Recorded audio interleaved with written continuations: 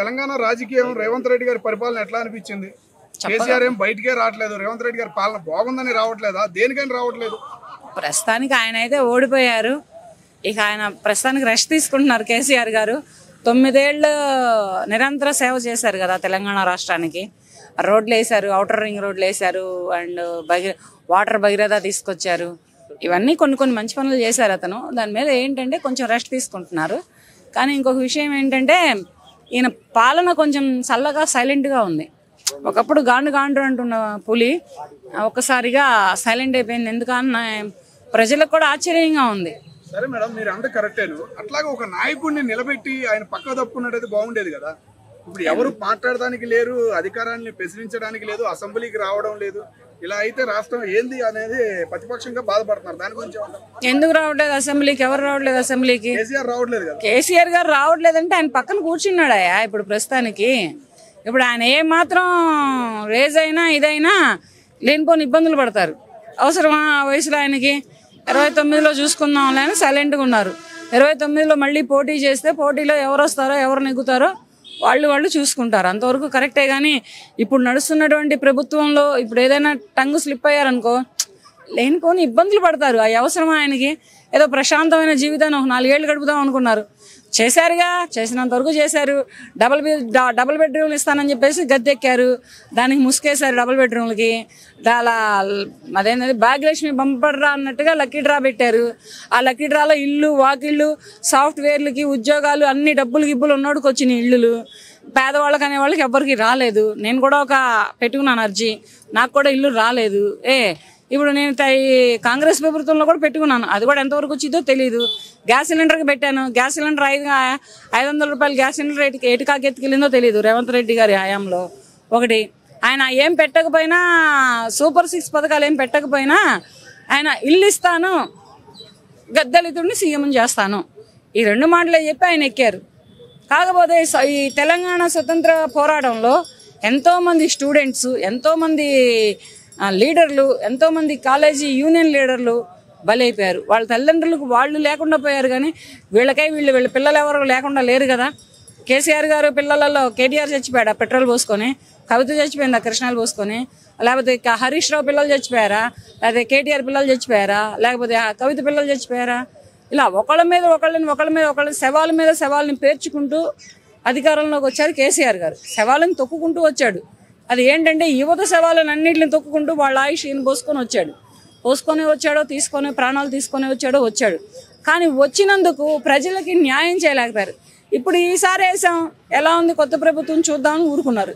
Second time వేశారు, అప్పుడు కూడా చూద్దాం ఇల్లు ఇస్తాడేమో అని, ఒక పేదవాళ్ళకి ఇల్లు ఇస్తాడేమో అని ఒక ఆశ ఉంటుంది కదా. దళితుడిని సీఎం అంటే పక్కన పెట్టు, దళితుని సీఎం చేస్తానని ఇచ్చిన ప్రతి ఒక్కడు సీఎం కాలేరు. ఈ విషయం పక్కన పెడితే, కానీ పేదవాళ్ళకి ఇల్లు ఇవి ఎక్కడ పోయాయి? ఆయన వచ్చిన తర్వాత ఇంత ముందులా మెట్రో నడుస్తుంది, ప్రాజెక్టులు నడుస్తున్నాయి. ఆయన వచ్చిన తర్వాత మెట్రో నడవడం మొదలుపెట్టింది. అలాగే అవుట్ ఆఫ్ రింగ్ రోడ్లు వేశారు, భగీరథ పెట్టారు, వాటర్ భగీరథ పెట్టారు, అన్నీ పెట్టారు. కానీ ఇక్కడ పేదవాడికి ఎంతవరకు న్యాయం చేశారు? పేదవాడుగానే ఉండిపోయాడు. కిరాయి ఇళ్లలో ఉండేవాళ్ళు కిరాయిలే కట్టుకుంటే ఇళ్లలో ఉండిపోయారు. ఓనర్లు అయితే అసలు మామూలుగా లేరు. హైదరాబాద్ సిటీలో ఓనర్లు, తెలంగాణ రాష్ట్రం వరకు జిల్లాలు వేరుగా ఎలా ఉన్నారో తెలియదు కానీ ఓనర్లు హైదరాబాద్ సిటీ వరకు మాత్రం ఓనర్లు అయితే మాత్రం మామూలుగా లేరు. వాళ్ళు మాత్రం ఓన్లీ ఇంటి రెంట్ల మీదే బతుకుతున్నారు. రెంట్ ఇచ్చారా సరే, లేకపోతే తాళం వేసేస్తున్నారు. నిర్మోహమాటం లేకుండా ఒక్కరోజు గడిస్తే తాళం వేసేస్తారు. 1-2 రోజులు టైం ఎవరా ఇస్తారు కదా. అట్టా లేకుండా ఇంత పేదరికంలో అద్దెలు కట్టుకోవడానికి కడుపు కట్టుకొని అద్దెలు కట్టుకున్నటువంటి ప్రజలకి ఫస్ట్ ఏ నాయకుడైనా, ఏ సీఎం అయినా ఎంతవరకు సమాధానం చెబుతాడు? ఇప్పుడు ఒక 20 కిలోమీటర్లు 30 కిలోమీటర్లు అవతలైనా కానీ ఒక గుడిసో ఇచ్చి వాళ్ళకి ఏదో ఒక ఉపాధి కల్పిస్తే అతను నాయకుడు అవుతాడు రాష్ట్రానికి, అతను సీఎం అవుతాడు రాష్ట్రానికి. మరి అది ఎంతవరకు ఇస్తున్నారు అనేది ప్రస్తుతానికి చూడాలి. ఎందుకంటే ఇప్పుడు ఉన్నటువంటి కాంగ్రెస్ ప్రభుత్వంలో రేవంత్ రెడ్డి గారి హయాంలో ప్రతి ఒక్క దగ్గర ఆధార్ కార్డు లింకు కొడుతున్నాడు. నిరుపేదని నేను, నాకు ఇల్లు కావాలి, నాకు గ్యాస్ సిలిండర్ ఫ్రీ కావాలి, నాకు ఫ్రీ కరెంటు బిల్లు కావాలి అని పెట్టుకున్నటువంటి ప్రతి ఒక్క నిరుపేద అనేవాడికి ఆధార్ కార్డు లింక్ కొడుతున్నాడు. ఆధార్ కార్డులో ఎంతవరకు ప్రాపర్టీస్ ఉన్నాయి, ఎంతవరకు నిజానిజాలు ఉన్నాయనే మొత్తం తెలిసిపోతాయి.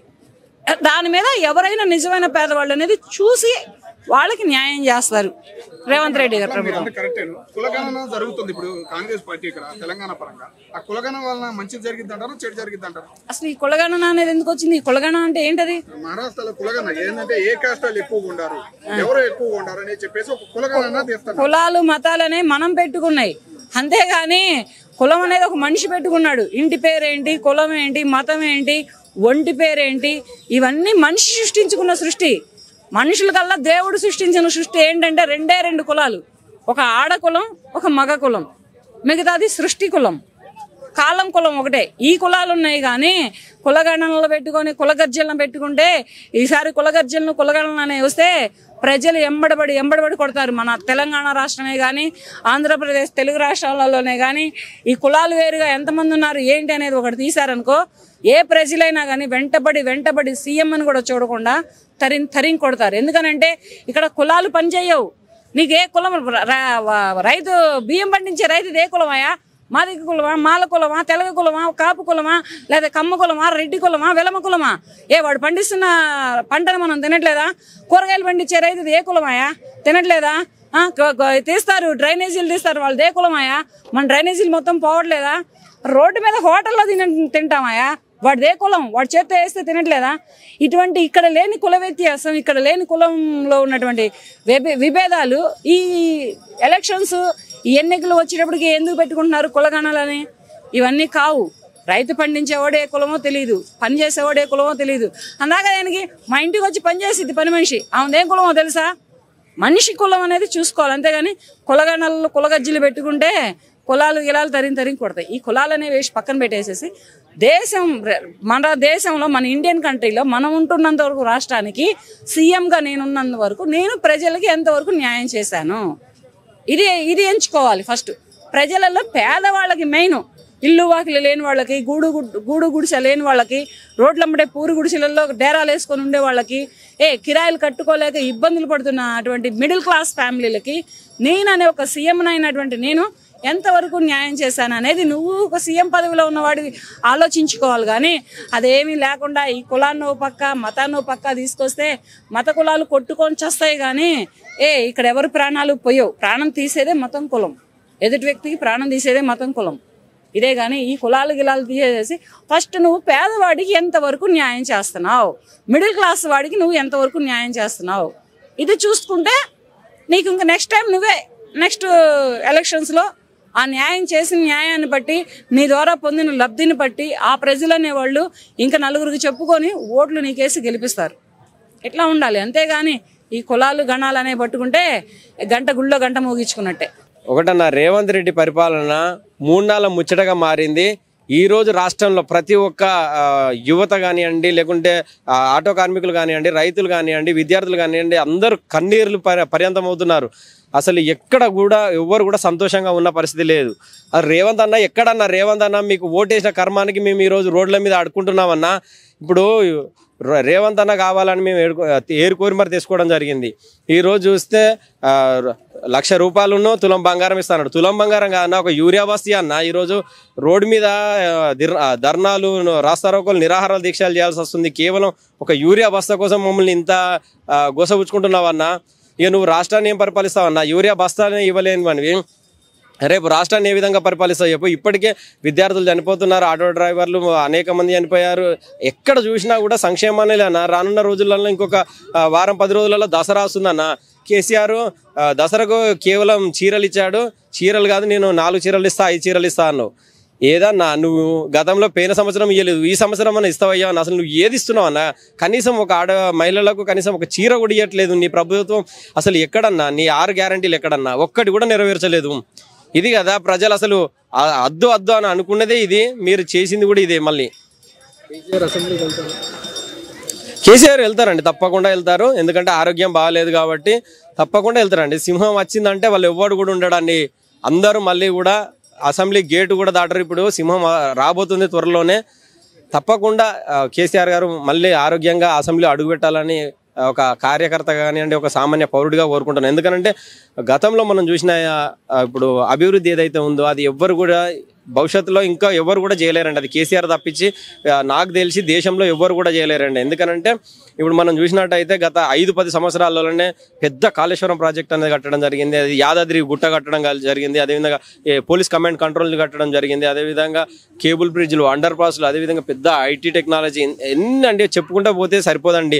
ఒకప్పుడు ఉమ్మడి ఆంధ్రప్రదేశ్లో 2 మెడికల్ కాలేజీ ఉన్నాయి. మాకు విద్య కావాలని కొట్లాడడం జరిగింది. మాకు విద్య, వైద్యం, నీరు కావాలని కొట్లాడడం జరిగింది.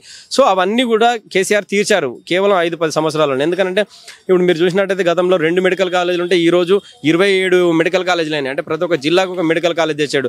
అదేవిధంగా పరిపాలన అనేది సౌలభ్యం కోసము జిల్లాకు ఒక మన కలెక్టరేట్ ఆఫీసులు తీసుకొచ్చాడు. ప్రతి ఒక్క మండలంలో పోలీసు స్టేషన్లు ఏర్పాటు చేయడం జరిగింది. అనేక రకాల గ్రామ పంచాయతీలు కానీ అనేక రకాల సంస్థల్ని ఆయన దగ్గరికి, ప్రజల దగ్గరికి తీసుకురావడం జరిగింది. సో చాలామంది కేసీఆర్ని ఎందుకు ఓడగొట్టారు అంటున్నారు. సో చాలా మందికి తెలియదు ఏంటంటే ఒకప్పుడు 70-80 కిలోమీటర్లు పోతే కానీ మన కలెక్టరేట్ ఆఫీస్ అందుబాటులో లేదు. సో అది 20 కిలోమీటర్లకు 15 కిలోమీటర్లకు వచ్చేసరికి ప్రజలకు ఏమంటారు ఒక ధైర్యం వచ్చేసింది. అన్నీ అయిపోయినాయి, మాకు అన్నీ జరిగినాయి, ఇంకా అవసరం లేదు ఎవరితో అనుకున్నారు. కానీ ఇప్పటికైనా ప్రజలు కళ్ళు తెరవాలి. ఎందుకంటే ఏదైతే ఇప్పటికైనా ఈ పార్టీ మారిన 10 మంది ఎమ్మెల్యేలను తొందరగా స్పీకర్ గారు సస్పెండ్ చేస్తే బాగుంటుంది. ఎందుకనంటే ఇప్పటికైనా ఉన్న కాస్తో కూస్తో కాంగ్రెస్ పార్టీలో కొంత నమ్మకం ఉన్న కార్యకర్తలకైనా ఆ విలువ అనేది తెలుస్తుంది. ఎందుకంటే ఇతర పార్టీల నుండి తీసుకెళ్ళిన రేపు ఇంకో 20 మంది వస్తారు. నిజంగా కాంగ్రెస్ పార్టీ కోసం కష్టపడే కార్యకర్తకు గుర్తింపు అనేది ఉండదు. సో తప్పకుండా వాళ్ళందరినీ డిస్క్వాలిఫై చేయాలి. ఎందుకనంటే వాళ్ళకు ఏంటంటే నాకు తెలిసి కాంగ్రెస్ పార్టీలో అసలు చదువుకున్న నాయకుడే లేడని అనుకుంటున్నాను. ఉత్తమ్ కుమార్ రెడ్డి కానివ్వండి, లేకుంటే ఇప్పుడు రేవంత్ రెడ్డి గారు కానివ్వండి, లేకుంటే ఎవరు కూడా చదువుకున్న లేరు. అంతా రెడ్డి రాజ్యం నడుస్తుంది. అంతా బాగా డబ్బున్న వాళ్ళ ధనికుల పార్టీ అది. నాకు తెలిసి పేదలకు న్యాయం జరుగుతుందని నేనైతే కాంగ్రెస్ పార్టీ హయాంలో అనుకోవట్లేదు. సో ఇప్పటికైనా కూడా కాంగ్రెస్ పార్టీలో వాళ్ళందరినీ డిస్క్వాలిఫై చేస్తే బాగుంటుంది. ఎందుకనంటే ఇప్పుడు కోర్టు తీర్పు ఆల్రెడీ అది కోర్టు పరిధిలో ఉంది. సో అది నాకు తెలిసి కోర్టు తీర్పు ఇచ్చేదానికంటే ముందే కాంగ్రెస్ పార్టీ తీర్పిస్తే ప్రజలు అంతో కొంత కాంగ్రెస్ పార్టీ మీద విశ్వాసం అనేది ఉంచుతారు. ఎందుకంటే కాంగ్రెస్ పార్టీలో చదువుకున్న నాయకుడు నాకు తెలిసి పెద్దగా ఎవరు లేరు. ఒకరో ఇద్దరు ఉన్నారు. వాళ్ళు కూడా చదువుకున్న సన్యాసి. ఒకరో ఇద్దరు శ్రీధర్ బాబు ఉన్నాడు, లాయర్ అని చెప్పుకుంటాడు.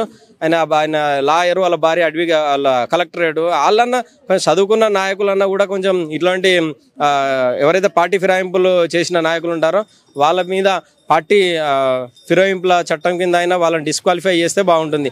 లేదంటే చదువుకొని కూడా అజ్ఞానం వాళ్ళని ఉన్నారంటే అది వీళ్ళే అని అనుకోవచ్చు మనం.